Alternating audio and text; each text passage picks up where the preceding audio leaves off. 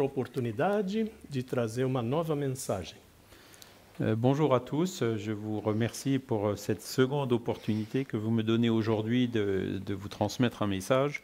Já faz alguns anos que nosso grupo lá em São Paulo está debatendo esse assunto. Ça fait quelques années que notre groupe à Sao Paulo travaille et débat sur ce sujet. Aqui é uma fotografia da coalizão Interfé em Saúde e Espiritualidade. Et là, vous voyez une image de la coalition interconfessionnelle sur la santé et la spiritualité. É um grupo de profissionais da saúde e de lideranças religiosas. Avec des professionnels de la santé, des leaders religieux. Buscando opções para o apoio religioso aos pacientes internados. Qui cherchent des réponses pour le soutien religieux aux patients qui sont internés dans les hôpitaux. Vamos também fazer uma pós-graduação em capelania Interfé. Nous travaillons aussi à une post-graduation d'aumônerie interreligieuse. Vamos ver alguns pontos básicos para que todos os pacientes possam ser bem servidos. On va examiner quelques points de base qui permettent de servir correctement chaque personne. Os pacientes que estão internados nos hospitais, eles têm características especiais. Les personnes qui sont hospitalisées ont des caractéristiques individuelles particulières. Eles têm dificuldade em exercer a sua fé, a sua espiritualidade. Ils ont des difficultés pour exercer leur foi et leur spiritualité. Eles estão afastados dos seus pilares regulares de fé. Ils sont éloignés de leurs piliers réguliers de foi. Geralmente têm contato limitado com os amigos e parentes. Ils ont souvent un contact limité avec les parents et les amis. Eles estão despersonalizados no ambiente hospitalar, eles se transformam em número de leito. Ils sont dépersonnalisés dans leur milieu hospitalier en se transformant en un numéro de lit. E estão desconectados dos seus recursos na comunidade. Et ils sont déconnectés de leurs ressources qu'ils obtiennent dans leur communauté. É por isso que surgiu a necessidade de assistência religiosa e espiritual em hospitais. De là est venu ce travail d'assistance religieuse et spirituelle dans les hôpitaux. Essa é uma definição bastante ampla e bastante profunda sobre essa atividade. Activité dont vous voyez à l'écran une définition ample et profonde. Que, como vocês podem ler, essa assistência é a atenção profissional ao mundo religioso e espiritual subjetivo do assistido. C'est donc une attention professionnelle portée au monde subjectif, religieux et spirituel de l'assisté. Mundos estes compostos de percepções, suposições, sentimentos e crenças. Mondes qui sont composés de perceptions, de suppositions, de sentiments et de croyances. Sobre a relação do sagrado com a sua doença, com a sua hospitalização, sua recuperação ou sua possível morte. Concernant la relation du sacré avec sa maladie, son hospitalisation, son rétablissement ou sa mort. Há alguns anos eu publiquei um artigo falando das razões para se fazer esse tipo de assistência. Il y a quelques années, j'ai publié un article qui résume le pourquoi, les raisons pour lesquelles réaliser ce genre d'assistance. E eu destaquei esses 5 motivos principais. Où j'ai souligné ces 5 motifs principaux. O primeiro deles é que o bem-estar religioso e espiritual, ele é importante para todos os pacientes. Le premier, c'est que le bien-être religieux et spirituel est important chez tous les patients. Mas adquire uma importância adicional no paciente internado por causa daquelas características que eu citei. Mais est encore plus important dans les patients qui sont internés dans les hôpitaux en vertu des caractéristiques dont j'ai parlé précédemment. Outro motivo é que o oferecimento e o respeito a essas necessidades é padrão para acreditação de qualidade em hospitais. La deuxième raison, c'est que la conscience de la nécessité de cette assistance se transforme en norme pour définir le niveau de qualité et d'humanisation des hôpitaux. Muitas empresas de acreditação, de certificação hospitalar incluem a valorização dos valores morais e religiosos dos pacientes. Beaucoup d'instituts d'accréditation et de mesure de la qualité des hôpitaux considèrent cette assistance religieuse et spirituelle des patients. Uma outra razão é que a presença deste grupo de apoio Une autre raison, c'est que la présence de ce groupe d'appui pode desfazer mal-entendidos de natureza religiosa e espiritual peut annuler les malentendus de nature religieuse ou spirituelle que poderiam afetar o tratamento clínico. qui pourraient gêner le traitement clinique. Nós já exemplificamos tipo de interferência como aquela em que o paciente espera milagre.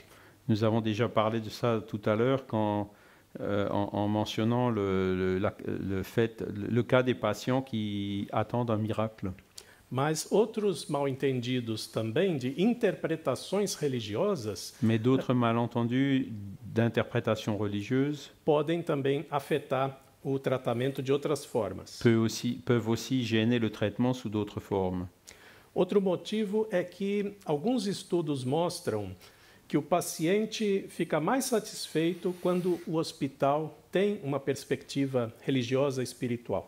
Un autre motif, c'est la constatation que les patients sont plus satisfaits lorsque l'hôpital offre une perspective d'assistance religieuse et spirituelle.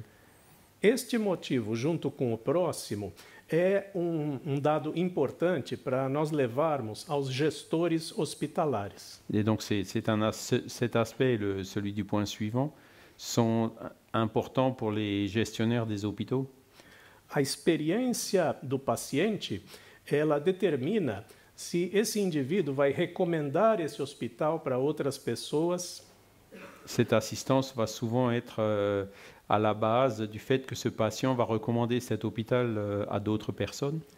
E juntando isso com o próximo motivo, et en associant ça avec la raison du point suivant, se reflete na parte que interessa a esses gestores, que é a parte financeira. On voit nettement, je dirais, les bénéfices sur l'aspect financier qui est celui qui intéresse ces gestionnaires. Para este quinto item, existe pouca evidência científica. Pour le cinquième point, pour l'instant, il y a peu d'évidence scientifique. Mas existe uma tendência de que pacientes que, no fim da vida, recebem apoio espiritual, mais on peut observer que les patients qui reçoivent un appui spirituel au terme de leur vie, eles custam menos no seu tratamento. Il y a une réduction des coûts de leur traitement. Porque eles usam menos drogas, acionam menos vezes chamado para enfermeira e etc. Il y a des soins moins agressifs, ils appellent moins souvent les infirmières, etc. Isso. Então, dados os porquês, vamos ver os comos. Donc maintenant que nous avons vu les raisons, le pourquoi, nous allons voir le comment. Normalmente, os ofertadores do apoio religioso para pacientes internados se associam com a figura do capelão.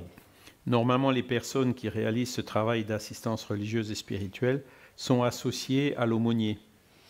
Mas existem outras formas de oferecer esse tipo de apoio. Mais il existe d'autres formes de proposer ce genre d'assistance. Os capelões podem ser clérigos ordenados. Les aumôniers peuvent être des clercs ordonnés par certaines religions.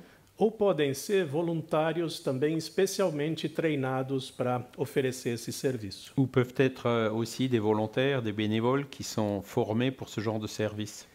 Por isso é que dizemos que os capelães são praticantes de cuidados espirituais, mas nem todos os praticantes de cuidados espirituais são capelães. C'est pour ça qu'on dit que les aumôniers sont tous ils pratiquent tous cette aide spirituelle, mais que toutes les personnes qui pratiquent l'aide spirituelle ne sont pas forcément des aumôniers. E quem então é o público-alvo desse tipo de apoio? Qui est le public cible de ce genre d'appui? Todos esses clientes são candidatos a receber o apoio religioso espiritual. Tous ces clients, sans connotation commerciale, sont donc des candidats pour bénéficier de cet appui spirituel. Normalmente, nós focamos sempre na figura do paciente, Souvent, on se focalise sur le patient, mas precisamos lembrar que a família também está fragilizada, mais la famille aussi est fragilisée. os cuidadores que permanecem com o paciente como profissão têm um desgaste emocional. Le personnel aidant ou soignant a aussi, je dirais, une charge émotionnelle. E também os profissionais da saúde, que têm uma sobrecarga por causa da sua ocupação. Ainsi que les professionnels de la santé qui sont souvent surchargés par leurs occupations. Os objetivos de oferecer esse tipo de apoio são vários. Les objectifs de ce genre d'appui sont plusieurs. Uma delas é ajudar o assistido a encontrar significado e propósito. Le premier, c'est d'aider les assistés à trouver un sens et un but. Porque Viktor Frankl foi psiquiatra que ficou 3 anos em campo de concentração. Donc Viktor Frankl, qui était un psychiatre qui a vécu 3 ans dans des camps de concentration, ele fundou uma técnica terapêutica chamada logoterapia. Il a fondé une technique thérapeutique qui s'appelle la logothérapie. E ele disse que o que esmaga a pessoa não é o sofrimento sem sentido. Il a dit que ce qui écrase la personne, c'est pas la souffrance, mais c'est la souffrance sans avoir un sens. Portanto, quando nós damos um sentido e ajudamos o indivíduo a encontrar esse propósito, Quand nous aidons l'individu à trouver ce sens, nós podemos estar melhorando muito a qualidade de vida da pessoa. on peut améliorer grandement la qualité de vie de cette personne. Outro objetivo é cultivar no paciente, na família, a esperança e a aceitação. Un autre objectif, c'est de cultiver chez cette personne et dans la famille l'espoir et l'acceptation. Como eu disse antes, a esperança não é só em um desfecho específico como a cura. Comme j'en ai parlé tout à l'heure, l'espoir, ce n'est pas seulement un dispositif spécifique de recherche de guérison. É uma esperança associada à aceitação do quadro atual e do prognóstico. C'est un espoir qui est associé à l'acceptation de la situation actuelle et du pronostic. Também o objetivo dessa assistência é fazer o assistido reconhecer as suas limitações e as suas forças. L'objectif de cette assistance, c'est aussi d'amener le patient à reconnaître ses limites et ses forces. É lembrar o assistido de que ele tem recursos que às vezes ele não está nem lembrando. Lui rappeler qu'il dispose de ressources dont souvent il ne se rappelle même pas. E também reafirmar a sua fé naquele momento que está fora do seu controle. Et aussi donc de réaffirmer sa foi à cet instant où il pense être hors de contrôle. É necessário que um grupo organizado tenha um fluxo de atendimento. Un groupe organisé donc évalue, réalise un flux d'assistance. O primeiro passo é a avaliação do caso para então a criação de um planejamento. Donc on évalue la situation et on établit une planification. Quem for fazer a avaliação vai ter que conversar com o assistido sobre as necessidades que ele tem e os recursos que ele possui. Celui qui va faire cette évaluation, il va analyser la situation du patient et les ressources dont il dispose. Vai identificar quais valores religiosos e espirituais podem impactar nas suas escolhas terapêuticas. Il va voir quelles sont les valeurs religieuses et spirituelles qui peuvent avoir un impact sur sa situation. E assim vai desenhar um plano para incorporar esses valores e essas necessidades ao tratamento clínico. Et donc, il peut élaborer un plan pour utiliser ces aspects dans le traitement clinique. Por isso, idealmente, este tipo de serviço tem que ser oferecido para alguém ligado à equipe multiprofissional. Et donc, on voit que cette assistance, elle doit être faite par une équipe liée d'un caractère multiprofessionnel. Porque senão ficaria um atendimento avulso, alijado de toda outra programação. Donc sinon ce serait juste une assistance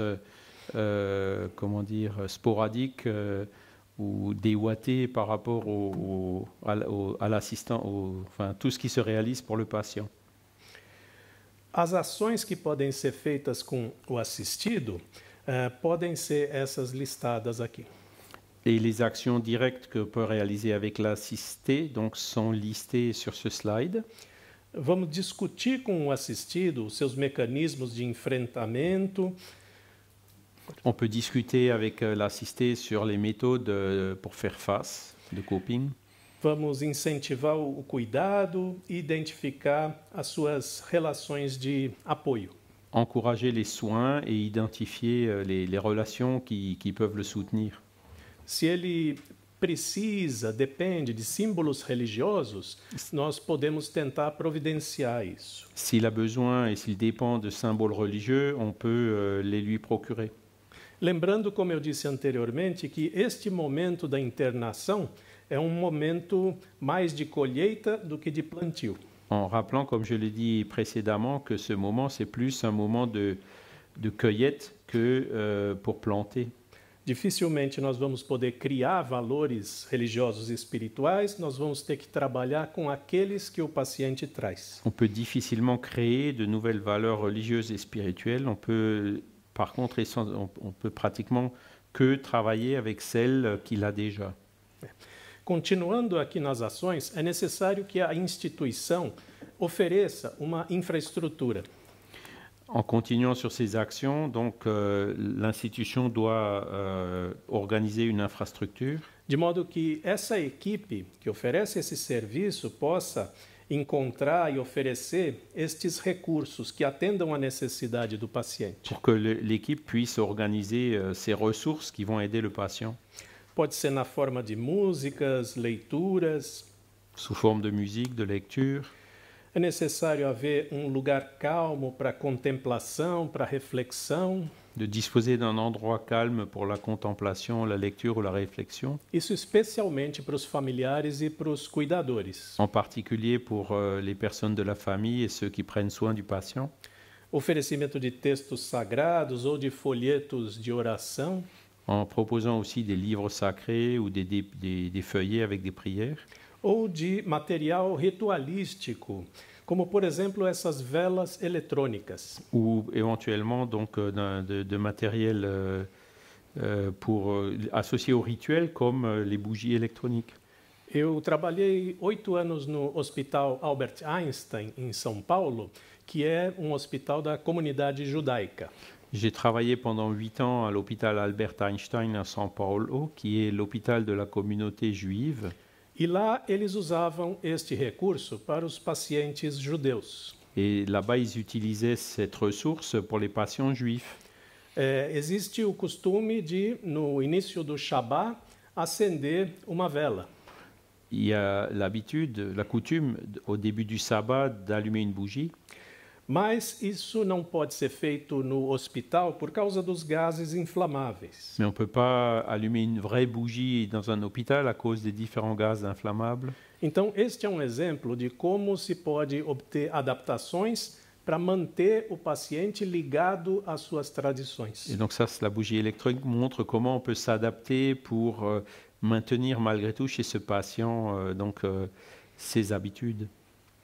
Outro tipo de ação é que essa equipe pode facilitar a comunicação entre o paciente ou o seu familiar com a equipe de saúde.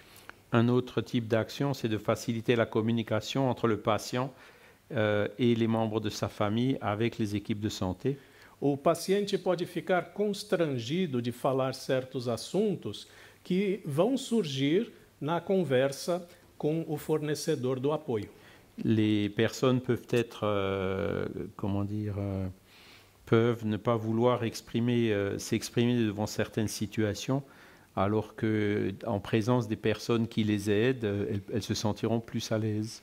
Dessa forma, então, o fornecedor desse serviço vai comunicar essas necessidades para outras pessoas. Et donc, celui qui réalise ces services va communiquer ses besoins aux autres personnes. E, se necessário, pode discutir alguns conceitos religiosos e espirituais com o assistido. Et si nécessaire, il peut discuter de certains concepts religieux ou spirituels avec les assistés. Se este provedor do serviço tiver conhecimento doutrinário. Si la personne réalisant ce service a les connaissances nécessaires. E isso pode ajudar a desfazer os mal-entendidos de interpretações religiosas. Et ça peut aider à éclaircir les malentendus liés aux interprétations religieuses. Esse profissional também pode educar a equipe de saúde a respeito da diversidade das culturas e o que precisa ser respeitado. Cette personne qui réalise ce service peut aussi éduquer l'équipe de santé pour respecter la diversité chez ses patients. Continuando nas ações, mesmo nas situações muito graves, esse profissional pode atuar. Et donc là, on va continuer à montrer les actions qu'on peut malgré tout réaliser dans des situations graves. Esse é um momento em que o paciente pode ter muita atividade sobre a situação em que ele está. C'est un moment où le patient peut présenter une très grande activité par rapport à la situation dans laquelle il se trouve. O paciente e o familiar podem fazer algum tipo de preparação para o fim de vida, tomada de decisões, planejamento de cuidados.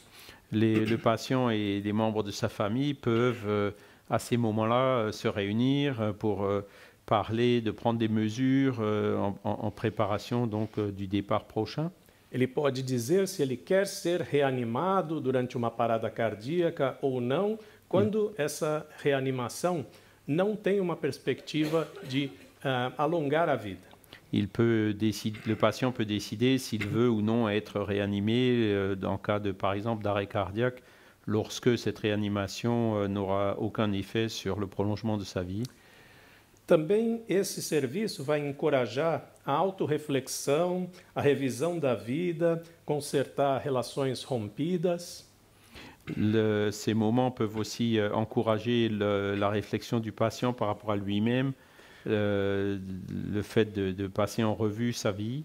Para que o indivíduo não fique focado no pouco de vida que lhe resta, mas sim do muito de vida que teve. Afin que le patient ne reste pas focalisé sur le peu de vie qui lui reste, mais sur la longue vie qu'il a eue. E também, esse grupo vai se propor a caminhar com um assistido, compartilhando a sua angústia. Et donc, les assistants peuvent aussi aider le patient à marcher dans ce voyage et de partager ses angoisses. Muitas vezes é isso que pode atender a necessidade do paciente, uma companhia, ainda que silenciosa. Et souvent, ce qui peut beaucoup aider le patient, c'est d'avoir une compagnie, même si elle est silencieuse. Esse serviço pode ser oferecido de várias formas. Et ce service peut être réalisé de plusieurs formes.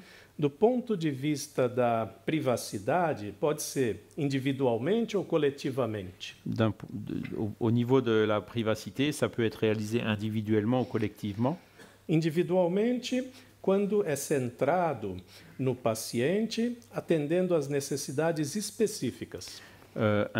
Individuellement lorsque c'est centré sur le patient et sur ses besoins spécifiques. E quando falamos individualmente, pode também ter ou mais membros da família. Quand on dit individuellement, il peut quand même y avoir la participation de un ou plusieurs membres de la famille.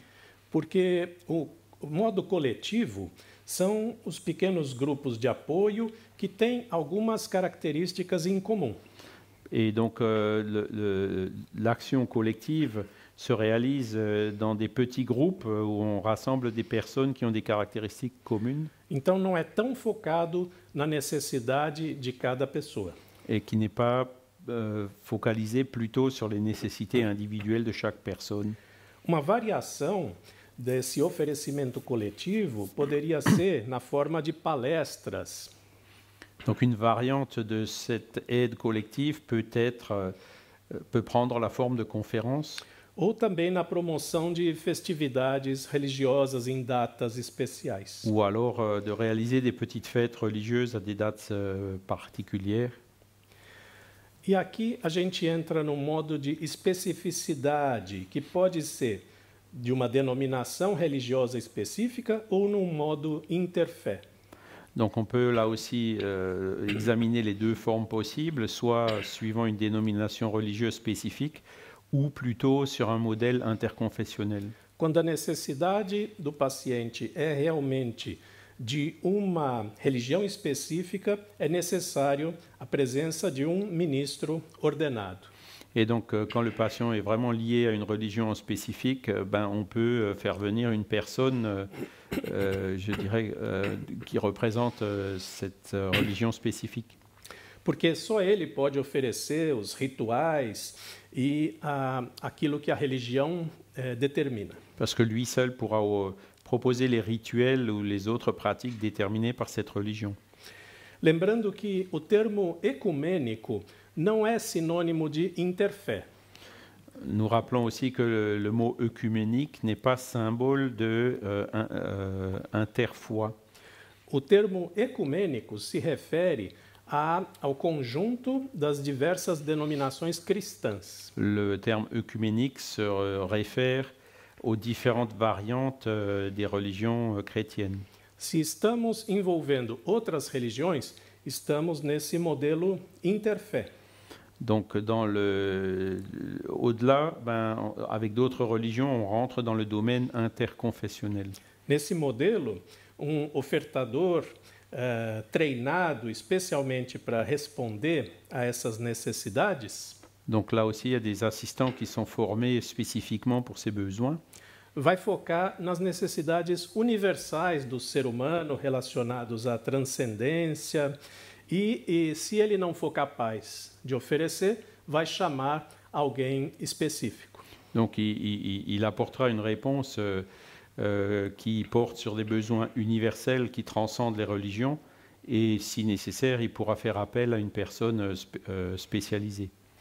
Mesmo indivíduo que não tem uma fé específica pode se beneficiar de serviço como esse. Même une personne qui n'a pas de foi spécifique peut être aidée par une personne, par une telle personne. Tem grupo de pessoas que se denomina espirituais, mas não religiosas. Il y a des personnes, par exemple, qui se qualifient de spirituelles, mais non religieuses. Essas pessoas ainda podem ter crenças genéricas e questões sobre o significado da vida e o propósito da existência. Qui ont des croyances génériques et donc des conceptions sur le sens de la vie. Agora, para os ateus propriamente, ainda assim existe uma forma de atender. Mais même les athées, par exemple, il y a moyen de leur apporter une assistance. É possível discutir com ele argumentos da filosofia que possa levar a significado e propósito. On peut parler avec eux d'arguments philosophiques qui amènent à donner un sens et un but. Ou então utilizar práticas contemplativas, meditativas, de uma denominação não teísta, como o budismo. Ou alors utiliser des pratiques contemplatives et méditatives d'une dénomination non théiste telle que le bouddhisme. Esse é o monge Ryozan, que faz parte do nosso grupo, da nossa coalizão. On voit ici le moine Ryozan qui fait partie de notre groupe, de notre coalition. Ele atende num hospital, ele é o mentor espiritual de um hospital lá em São Paulo. C'est le mentor spirituel d'un hôpital à Sao Paulo. E ele diz assim: quando tiver um ateu, manda para mim. Et il dit toujours, si vous êtes face à un athée, envoyez-le-moi.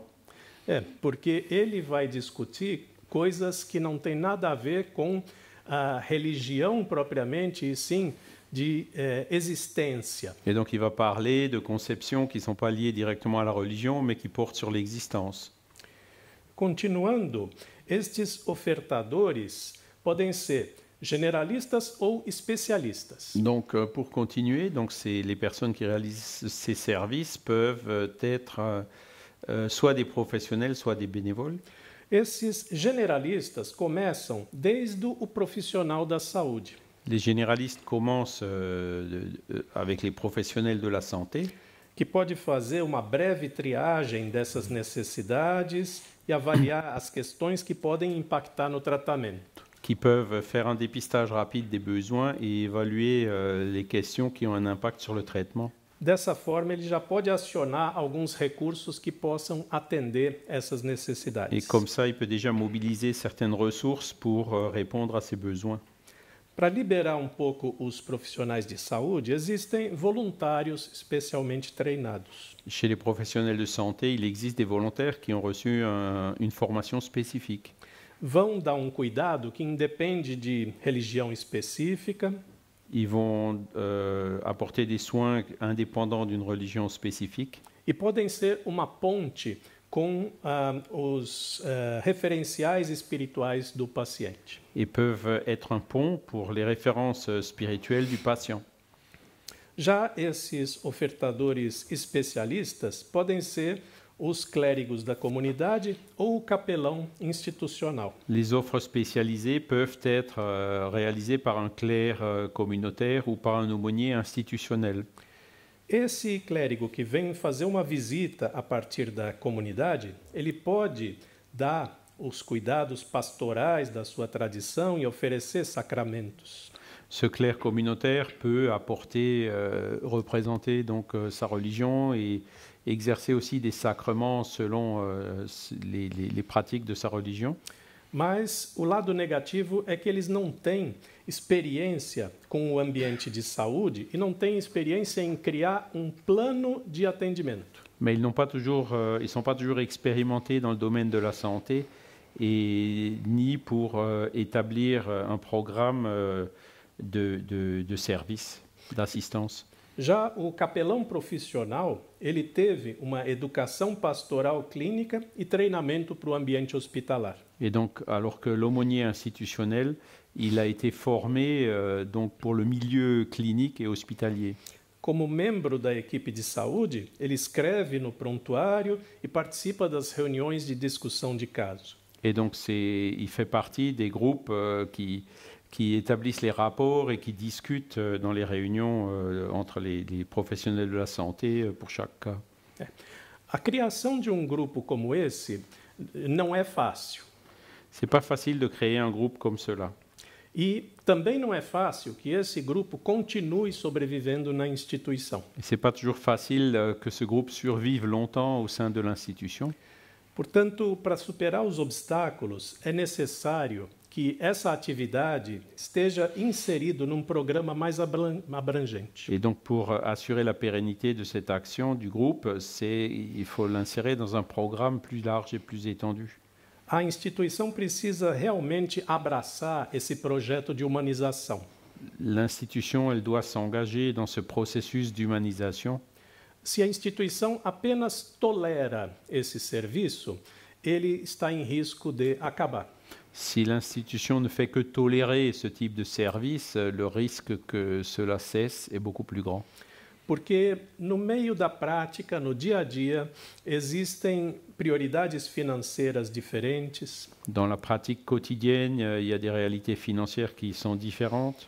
Em alguns ambientes hospitalares existe a falta de privacidade, Dans certains hôpitaux, il n'y a pas la privacité nécessaire. a falta de tempo para os profissionais entenderem e se dedicarem e interagir com esta equipe. Le manque de temps pour que les professionnels de la santé puissent interagir avec cette équipe. E muitas vezes antecedentes inadequados de pessoas que foram oferecer esse serviço e mais prejudicaram do que ajudaram. Et souvent, il y a aussi des expériences antérieures dans ce domaine qui n'ont pas été fructueuses et qui ont plus apporté de problèmes que de bénéfices. Não é incomum ter indivíduos de uma religião que vão oferecer esse serviço no hospital. Il est assez fréquent que certains individus liés à une religion aillent proposer ce genre de service dans les hôpitaux. E acabam exercendo uma atividade inadequada de visitar leitos que não estão listados entre aqueles que deveriam receber a visita.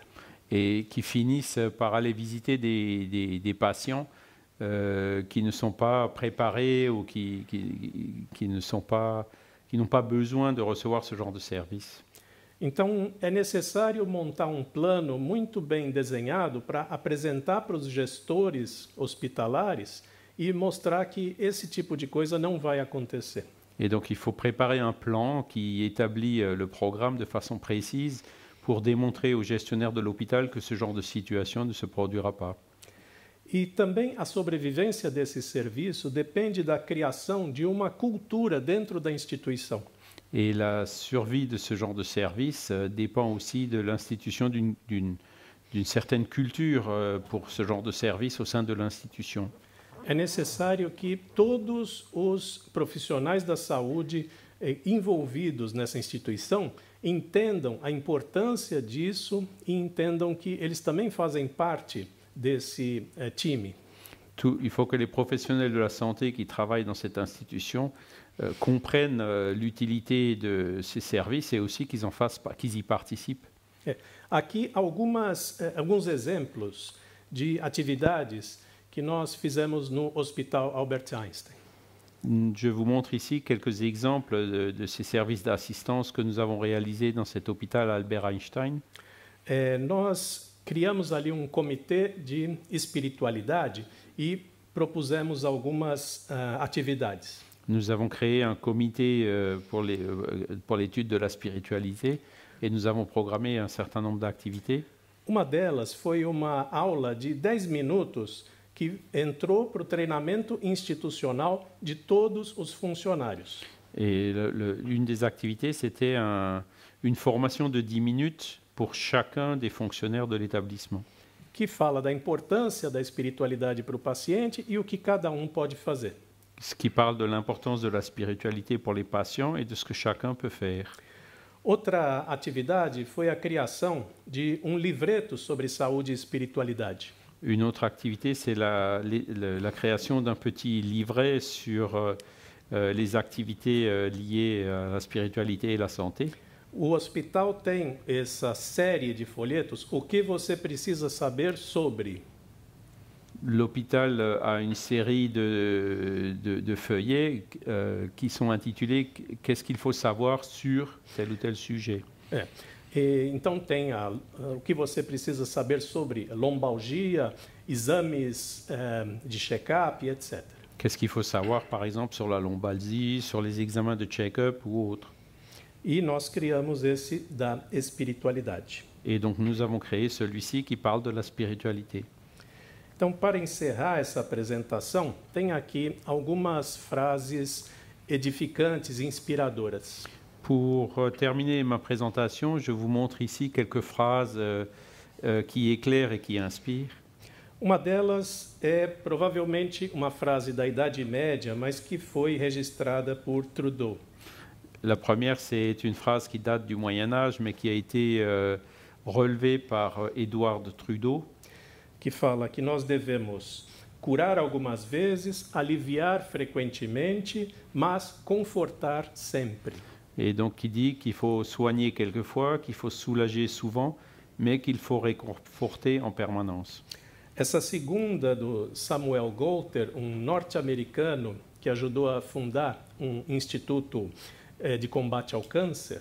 La seconde du médecin américain Samuel Goulter qui a travaillé à l'établissement des hôpitaux pour lutter contre le cancer. Ele disse que não existe proveito em curar o corpo se nesse processo nós destruirmos a alma.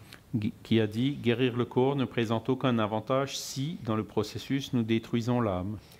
E, por último, a reverenda Sue Wintz, norte-americana. Et pour terminer, l'affirmation de la révérende Sue Wintz, nord-américaine. Ela disse que as pessoas não se importam com o quanto você sabe, até que saibam o quanto você se importa. Les personnes se moquent de ce que vous savez jusqu'à ce qu'ils sachent à quel point vous vous souciez d'elles. E assim eu encerro essa apresentação dizendo que nenhum apoio religioso espiritual é pequeno demais. Et donc je termine ma présentation en disant qu'aucun appui social ou religieux est inutile. Porque mesmo uma pequena chama pode acender uma vela que pode trazer uma grande iluminação. Parce qu'une petite flamme peut allumer une bougie et apporter une grande illumination. Essa é a mensagem que eu queria trazer para vocês e eu agradeço pela atenção. C'est le message que je voulais vous transmettre et je vous remercie pour votre attention. Obrigado.